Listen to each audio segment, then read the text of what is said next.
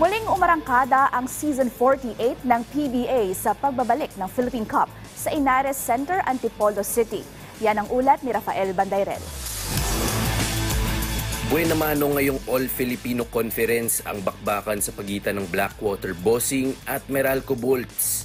Isang magandang panimula ang bumungad sa Blackwater matapos talunin ang perennial contender na Meralco sa score na 96-93. Pinangunahan ni Ray ng Batak ang koponan nang gumawa ng 27 points na may kasampang career high 10 assists. Actually, nung first half, binabasa ko lang yung depensa nila sa akin. Then, nung nalaman ko na kung paano sila numidepensa sa akin, then that's the time na tinitake advantage ko yun. Alam ko, meron akong pang-counter.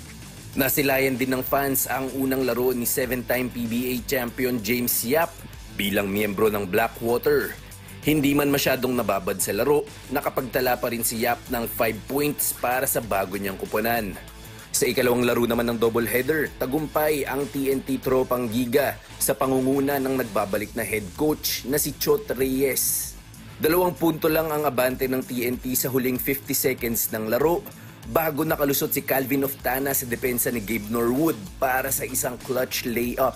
Bagamat 6 na puntos lang ang naitala ni Oftana sa first half, nagtapos ang Gilas Pilipinas standout ng may 23 markers. Si coach yung nagpagising sa akin eh. Di ako, mostly, di ako kumukuha ng bola.